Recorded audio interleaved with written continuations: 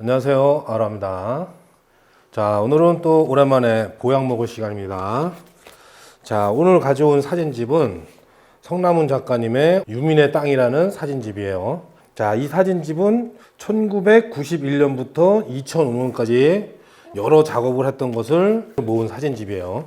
제가 이 성남훈 작가님을 알게 된 거는 개인적으로 다큐멘터리 사진을 찍으러 다니고 뭐 그럴 때쯤이었던 것 같아요. 그때 당시에는 제가 이 사진집을 통해서 이렇게 작가님을 알게 된 게 아니고 그 서울의 어느 전시장에서 연화지정이라고 티벳의 비구니 스님들이죠. 그래서 그분들을 이제 여자 스님들을 찍은 사진전을 했었는데 그 전시를 보러 갔었어요. 근데 사진이 너무 좋더라고요. 그 비구니들의 뭔가가 고요한 느낌이 담겨 있는 그런 포트레이트부터 또 그 비구니 스님들이 생활하고 있는 또 그런 장소들, 또 프린트된 그런 질감 같은 거나 이런 색채 같은 것만 해도 눈을 확 사로잡더라고요. 그래서 나도 저기를 한번 가서 촬영을 한번 해보고 싶다, 그런 마음을 가지고 진짜 감동적인 전시를 봤었는데, 전시를 보고 오고 나니까 이제 작가님에 대해서 더 궁금해지더라고요. 그래서 성남훈 작가님을 치다 보니까 제가 구입한 이 사진집도 나오고 또 소록도라는 사진이 나오더라고요. 그래서 저도 처음에는 다큐멘터리나 이런 쪽에 사진에 관심을 많이 갖고 있다 보니까 지식 채널이라든가 이런 다큐멘터리 프로그램이나 이런 것들을 많이 찾아서 봤어요. 그래서 그때 보다 보니까 저도 그 한센병, 나병 환자죠. 그래서 소록도에 대해서도 좀 알고 있었는데 이 성남훈 선생님이 그 사진을 찍으셨더라고요. 이 사진집에도 있고, 그 당시에는 저는 이제 사진으로만 인터넷으로 검색해서 이렇게 보다 보니까 소록도에서 이제 나병 환자 찍은 사진이더라고요.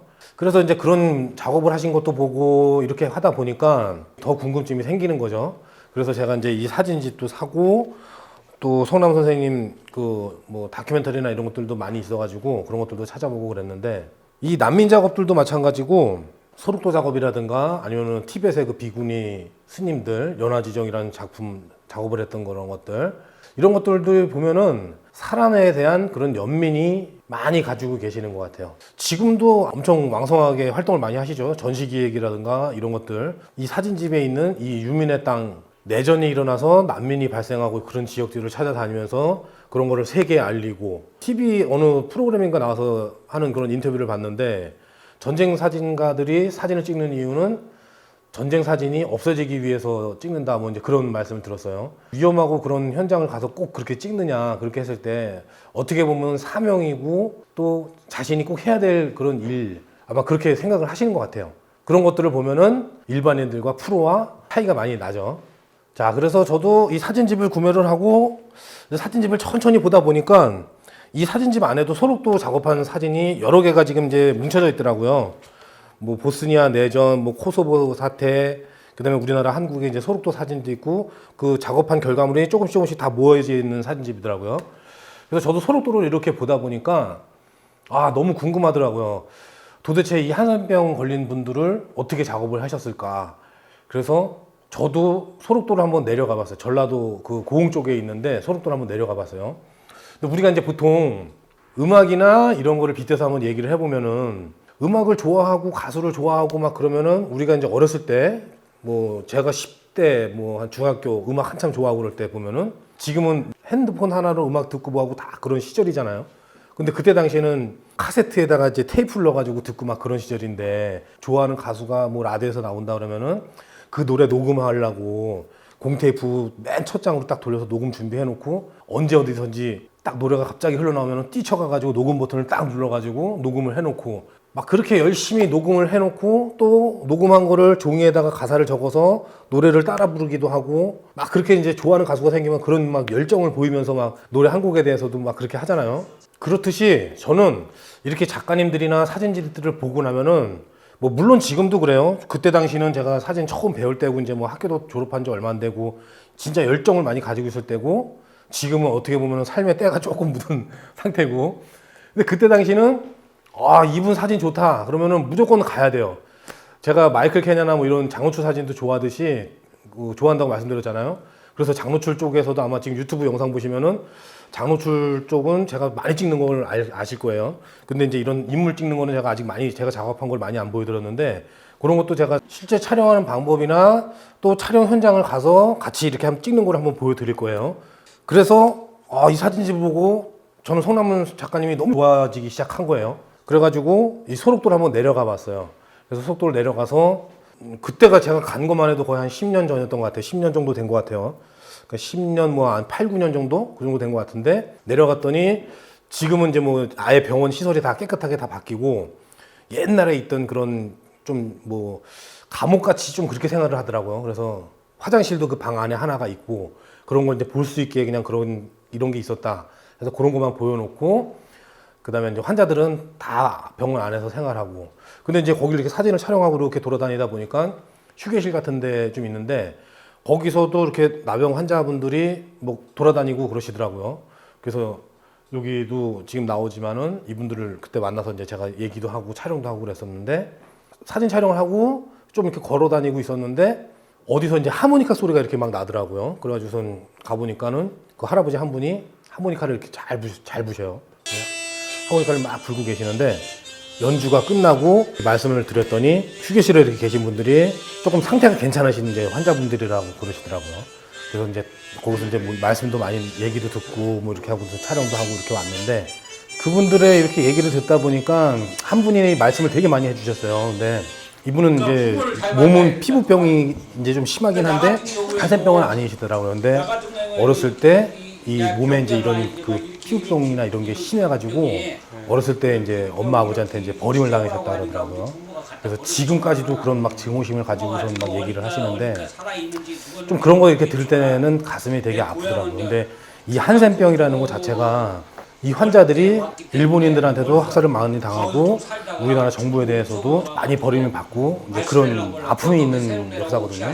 그래서 제가 이렇게 성남문 작가님 같은 경우도 제가 이제 인물 사진을 좋아한다고 특히 좋아한다고 그랬잖아요. 인물 중에서 다큐멘터리. 그래서 우리나라에서도 제가 이제 사진 코드로 중했을 때는 최민희 선생님도 좋아하고 박하진 선생님도 좋아하고 제가 여태까지 리뷰를 하시는 분들은 당연히 다 좋아하시는 분들이죠. 사진을 받고 있으니까.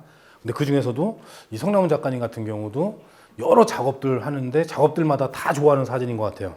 자, 그러면은 오늘 사진을 한번 같이 볼게요. 자, 이 사진은 루마니아 집시라는 사진인데 프랑스고 1991년도에서 92년도 사이에 작업을 하신 것 같아요. 근데 이 사진을 제가 처음 봤을 때 이건 이제 사진집의 제목을 빼고 유민의 땅 뭐 이런 제목을 빼고 봤을 때는 그냥 진짜 뭐 조금 아빠라고 하기에는 무슨 나이가 많아 보이기도 하고 보통 이제 뭐 막내 아들이 될 수도 있겠죠. 근데 그냥 아름다운 프로필 사진 같지 않아요? 저희가 볼 땐 그렇게 느꼈어요. 이 사람들이 진짜 그냥 뭐 집시고 떠돌아다니고 그러는 것보다는 그냥 음악을 연주하는 사람들의 프로필 같은 느낌. 그래가지고선 이 사진집에서 봤을 때 이 사진이 되게 아름다워 보이더라고요. 그래서 책 제일 첫 페이지에 나오는 사진이기도 하고.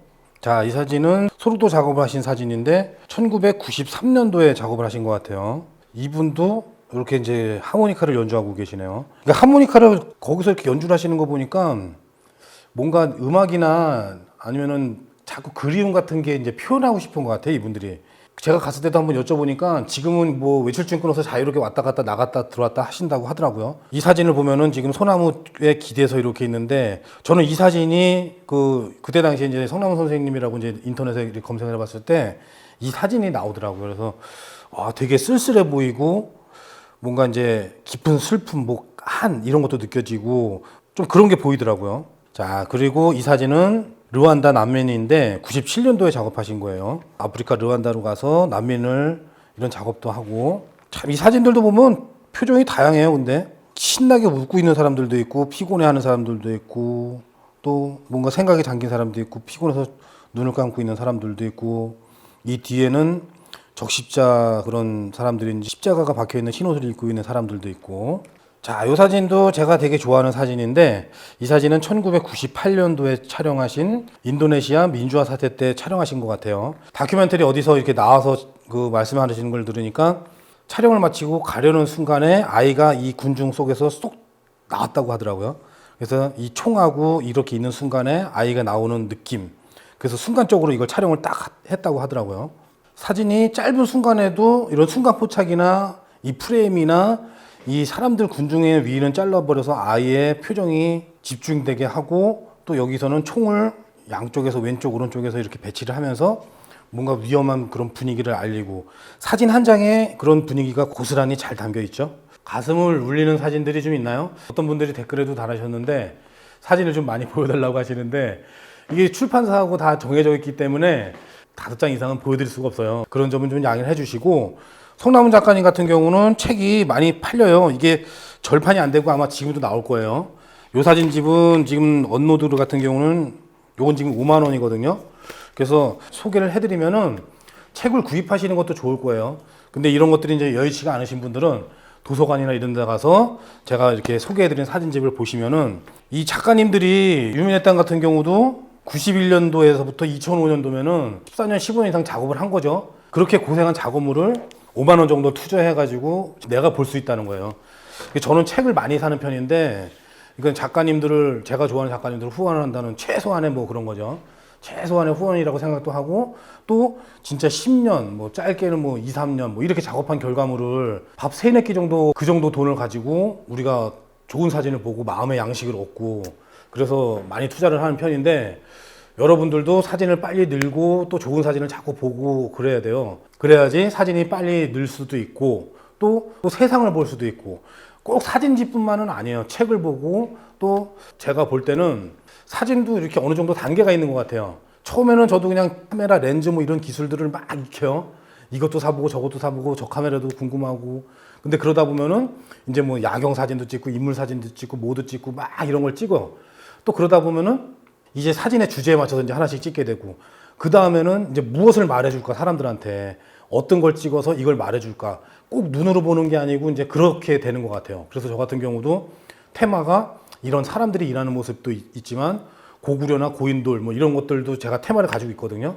그래서 고인돌에 대한 얘기를 사진을 찍으면서 고인돌을 내가 왜 찍고 있는가, 고인돌은 한민족에게 어떤 상징물이 되는가, 또 고구려는 내가 왜 작업을 할까, 집안에 피라미드가 가면 아직도 많이 있는데 그런 것들을 왜 찍어서 보여줘야 되는가, 뭐 이렇게 계속 생각적으로 많이 하거든요. 그래서 이런 단계가 있듯이 여러분들도 사진을 빨리 늘게 하고 싶으면은, 지금 보시는 분들은 아마 취미로 하시는 분들이 많을 거예요. 근데 취미로 하시는 분들은 그냥 즐겁게 사진 찍으시면 돼요. 굳이 막 진짜 이 힘든 길이에요. 이렇게 사진 작가가 진짜 된다는 길은. 우리가 사진 찍는 행위는 정말 그냥 즐거워서 찍잖아요. 열심히 한 주 동안 일하고 뭐 주말에 여행 가서 여행 사진 잘 찍으려고 하시는 분들도 계시고, 아니면은 사진이 좋아서 정말 점점 나도 작가가 되고 싶다는 생각도 있고, 또 기본적으로 카메라를 들면 다 그런 것 같아요. 제가 아까도 음악을 예로 들었지만은, 음악은 좋아하고 그 가수를 좋아한다 그래가지고 내가 가수나 작곡가가 돼야지 막 이런 생각을 가지고 있는 분들은 없는데, 사진은 좀 특별한 것 같아요. 사진을 좋아하면은 무조건 이제 카메라를 사고 내가 작가가 된다고나 할까요? 음악하고 좀 다르죠. 음악은 진짜 우리는 말 그대로 즐기잖아요. 그냥 따라 부르고 어느 정도 이렇게 하고. 근데 사진은 전시장에서 전시만 보시는 분들은 못 봤고, 또 사진집을 사가지고 사진집을 시연하면서 그런 사람들이 거의 없고, 일단 카메라 사고 찍으러 나가게 되잖아요. 그게 좀 다른 예술하고 좀 틀린 분야인 것 같아요. 이게 기계적인 요소가 많아서 그러는지, 또 남자들이 또 특히 좋아하는 그런 기술적인 부분이 많이 있어서 그런지. 근데 그런 것들보다 더 중요한 거는 이 좋은 사진집을 보고 이 작가는 왜 이런 사진을 찍었을까, 왜 그런 아픈 사람들을 끄집어내가지고 사람들한테 보여줄까, 이런 것도 생각해 보면서 사진집을 한 권을 천천히 이렇게 보시다 보면은 좋은 사진을 찍고, 또 그 사진에서 감동을 받고, 또 내가 어떤 작업을 한번 해볼까, 이런 생각도 가지게 될 것 같아요. 자, 그럼 오늘도 영상 끝까지 봐주셔서 감사드리고 다음 시간에 뵙겠습니다. 감사합니다.